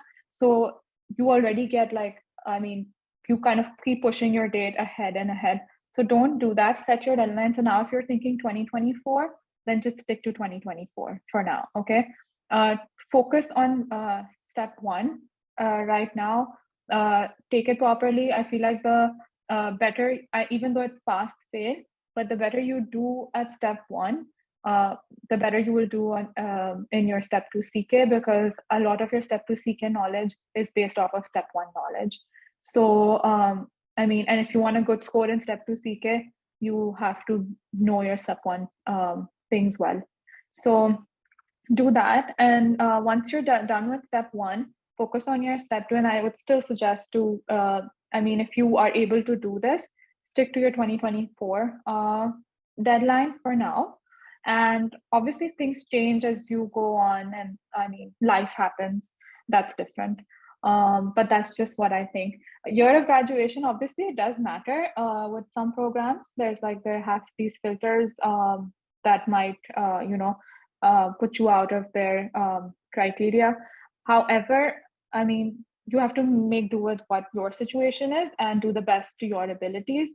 Baki Allah Malik hai. I mean, usse zyada insaan kuch bhi nahi kar sakta. So just focus on one step at a time. Just do step 1 right now, and then take it as you go. If anyone else would like to give their 2 cents on this.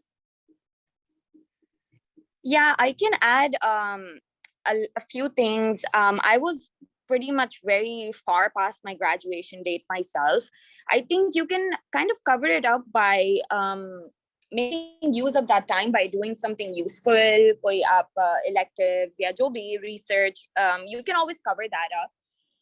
And I know you will always find red flags in your application. You will always find things that you feel like won't work out for you, but don't give up. So that's number 1. Hats off to you for not giving up. Never rush your timeline, because I know it's a thing. Especially the newer classes in Ziauddin, mashallah, hats off to them. They're like very, very very good with this process. They have this like set timeline in their mind, but it's totally okay if you're not if you're a little different. You have your own journey. If you will get cut off from a couple of programs because of your year of graduation, that's fine. You still need just like that one program to believe in you and to take you, and that will work out. I would say don't rush because of your timeline. have a deadline in mind, but don't rush to the point where you're like, messing up your exams. I did that too. I didn't score as well as I thought I would want to on step 1, but that's okay. Step 2, I took it slowly. I was like, okay, I'm going to take my own time. So just take your own time, make use of the time that you have doing things that would look good on your resume. And I think you still 100% would have a chance to match. So don't give up.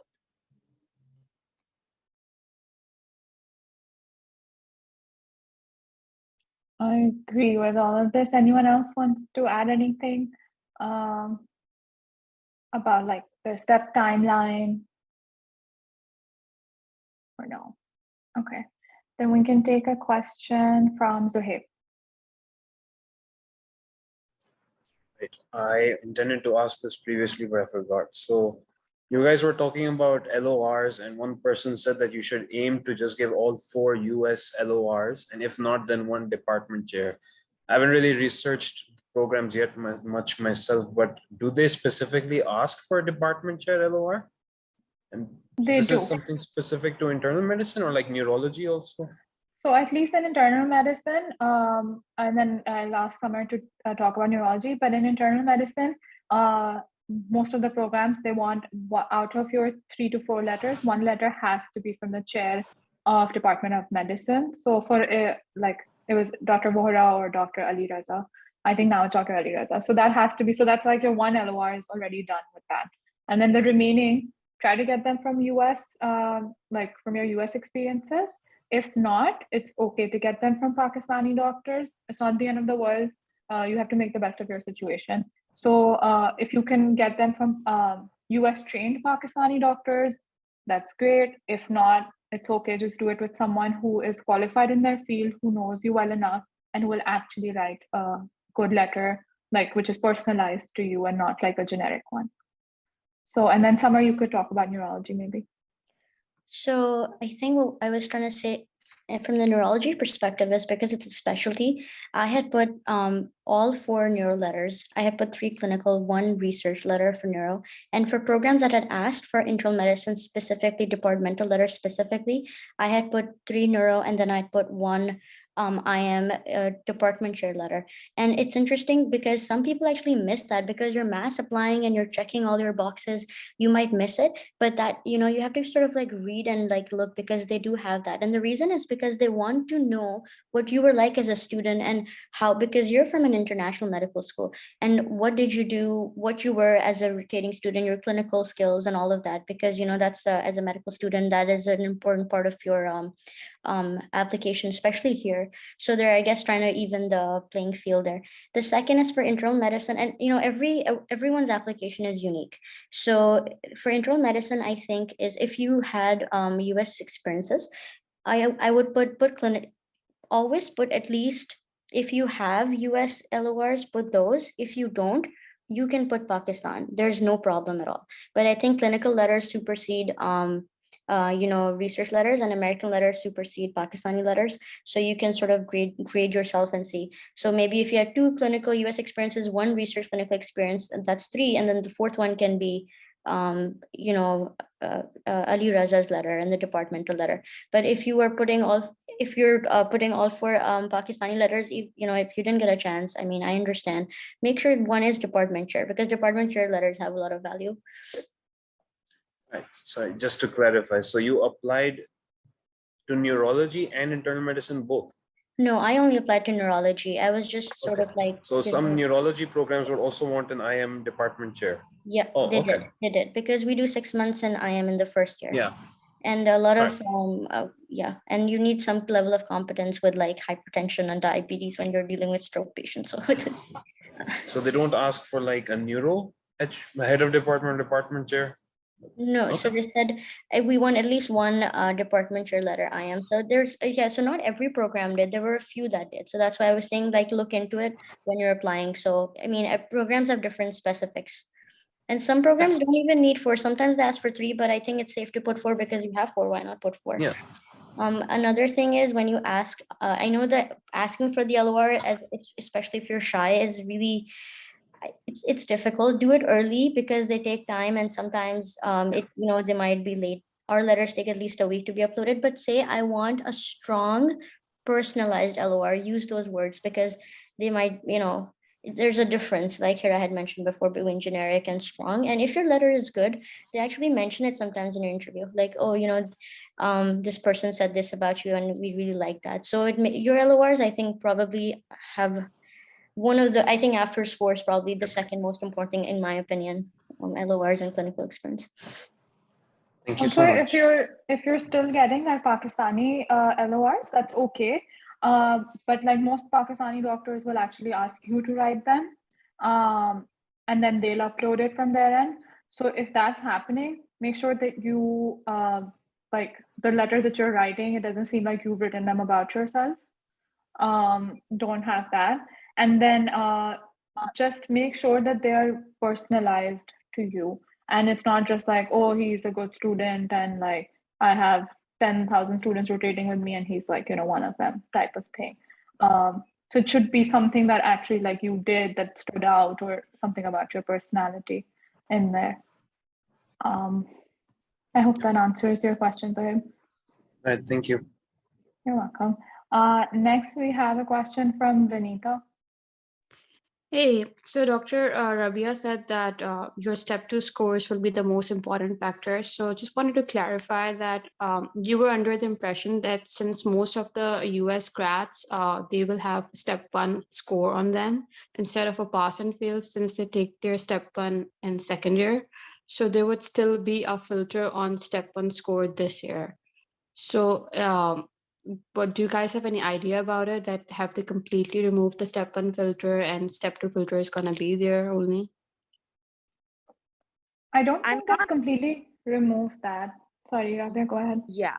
I agree with you. Yeah, I don't know about the filters. I do know with this transition taking place, they are like, even the programs are kind of freaked out themselves. It's a little bit of a, I would say, like one of the doctors at our program was saying, like, it'll be easier for them to discriminate now, which kind of sucks, because initially IMGs would like shine with their step 1 scores, and that's how they would make it to the table. But Jinke scores, I think they will still show, from what I know. I don't know if the filter is completely out, but I know CK will be given more importance, knowing that this transition is going away, and a lot of programs will be kind of trying and testing out this new method. I think the most impactful thing would not just be your CK score, but your application. That is why I'm like, at least for surgery, I would really, really recommend people to get more clinical experience. It really does count towards your application. It's US MD surgeons or doctors speaking about your experiences at the end what matters the most.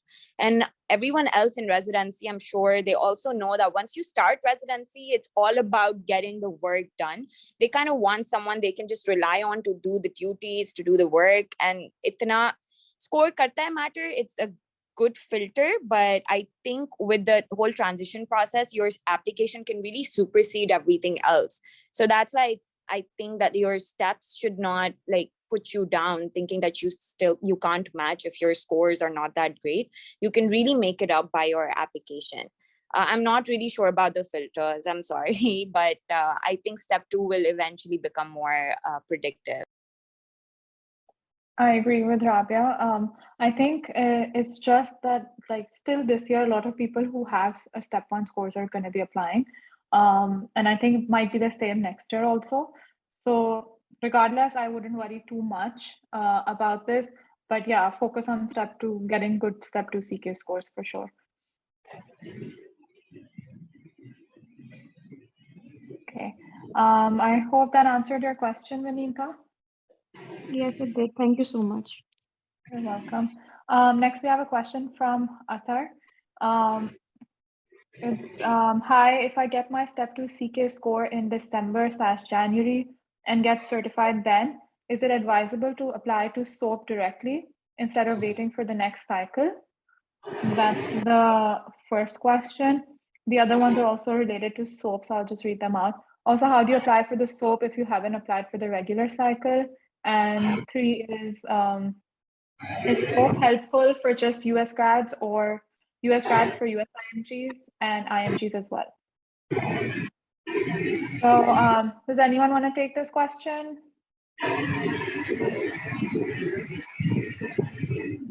Okay, I can answer it. You can apply to SOAP if you want. The way to do it is I think you still have to get your, even if you're not applying in the main cycle, you still have to get your ERAS token. I think the deadline is before December, maybe, if I'm not wrong. So you can do that. And sorry, we're getting a lot of disturbance. Just 1 second. I don't know if you guys are hearing. Yeah, I hear a lot of disturbance too from someone's mic. It's PZ, I think. He's mute. Okay, now it's fine. So anyway, so I do know someone who did apply to just SOAP last year, and they just got the ERAS token in, I think, end of December before the deadline. And then, because that makes you eligible for SOAP if you have the token, because you still need your overall app, like ERAS CV and personal statements and everything. So that's the way to go about it. I don't know if SOAP helps that much for, I mean, non-US IMGs. There's very few people who've matched. The people have matched in SOAP. It's not like you don't match at all. It's worth the shot, but it's, I mean, you're still applying to programs, so you're still spending that money. So I don't know if anyone has an experience with SOAP here. Yeah, I would say for SOAP, you have to not match in order to be eligible for SOAP. So if you have to apply to at least, I think, one program and not match to be eligible to get the list for SOAP. So not just the token. Kisi ek program mein you can put an application, and when you don't match, you'll get the SOAP. SOAP mein you can only apply to 25 programs, and it's all at once. I think they've changed the system. Initially, it used to go on for 3 days, but I think now you apply for 25 programs, and if you get calls throughout like the next 3 days for 3 cycles. You get it's usually a phone interview, and then you get an offer, and then you have to accept that, and then you find out if you like where you matched, whatever. But you in SOAP, you basically know what program you're matching into. I have had experience with SOAP, and I think SOAP usually works more with contacts. It's usually, I agree with Hera, more for like US IMGs, designated candidates jinke paas already advanced spots hain, like radiology, anesthesia, IR, and they're just looking for one prelim year or 1 year of a particular spot. So they definitely get calls right, left, center, but it's still worth a shot, I would say.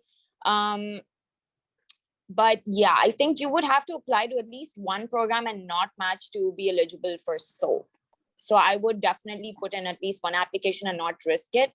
And you can take a chance for SOAP if you want. It won't be a lot of money wasted in the sense that you will only pay for one application and you still get like basically 25 Yeah, I think you're right about the application thing, because you have to apply, and I think in the NRMP thing, you get the SOAP list, because not everybody gets the SOAP list. You only get it if you don't match. And then you get a list of programs who are, you know, like if you are eligible for SOAP, then you'll get the list of programs who are in SOAP, who are participating in that. So, and then it's like a 3-day thing. I think last year also it was like a 3-day thing where they send out offers and you have 24 hours to accept or reject their offer. Yeah, another thing, I'm not sure about internal medicine, but in general surgery, the prelim programs actually, even though you're submitting your applications in the main match cycle, I know that most of the programs leave their prelims only for SOAP. So the SOAP is actually the surgery prelim actual match if you're applying for prelim spots, which I was aiming for. So prelim ke bahut kam jagah hain that who interview you during the main cycle. Most of them leave all their prelim spots for the SOAP. And that is why you see like a lot of prelim spots opened up on SOAP, and you think, oh, ye sare unfilled gaye. They're not unfilled, they're actually filled during SOAP. That's why you will see a lot of spots opened, especially prelim spots open up. Okay. I hope, Atha, this answers your question. I'm sorry we don't know more about SOAP. I do believe last year we had an alumni who did match in SOAP.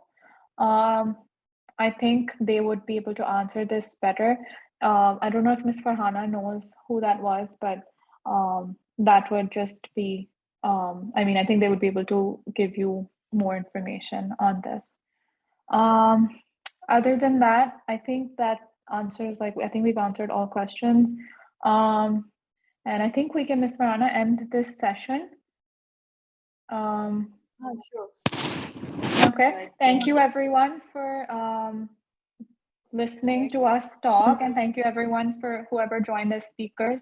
And I think the next session we'll have is next month, inshallah, for interviews, just to go over exactly like how, like, prep people for their interviews, especially with the virtual interviews this year again.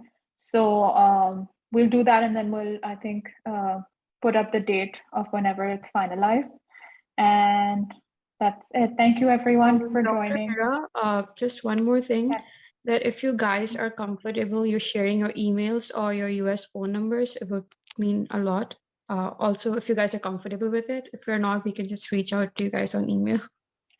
I think we can share our emails. Ms. Farhana also has our emails. I feel like for me, I would prefer emails. I think I don't know. That's just me, but I'll add my email here. Just a second. Thank you. You're welcome. All of you can contact alumni office, and then you can get the email IDs from us.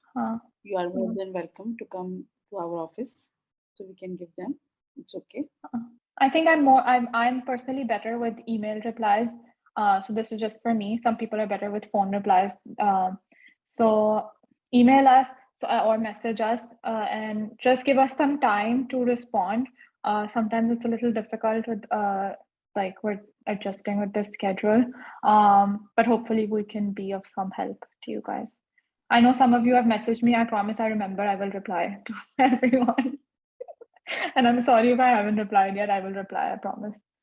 I think that is it. I think I'm sorry, someone was saying something.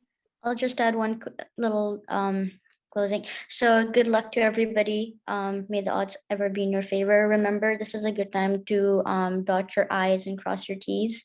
I just wanted to say something little about the in your application. When you put volunteer, and you know, most people from Pakistan have like a really long list, and that's great. You can even put 1 day volunteer experiences if you like. I mean, you know, there's really, you know, people think that it has to be at least over a course of like a few months to years. It's not necessarily have to be. And under like volunteer experience, there's also like this little section for role. So like if you were at, you know, say, you know, at a school, or you were, so you say volunteered, and then you can write your role, write teacher, you know, and if you did something in Zaudin, or if you did a bake sale, you know, you say bake sale, and then you write something like organizer or treasurer. And I think it just adds, I mean, you know, the devil is in the details. I just thought it'd be nice because it doesn't take any effort to do that. So you can just put that in, and it kind of looks, it has a nice touch to it. Like, I was a teacher, you were an organizer and all that. So, you know, just a little thing for your applications, and good luck. Feel free to reach out if needed. Thank you, everyone. All right, thank you. I think we'll end this, and I hope you guys enjoyed. All right. Thank you.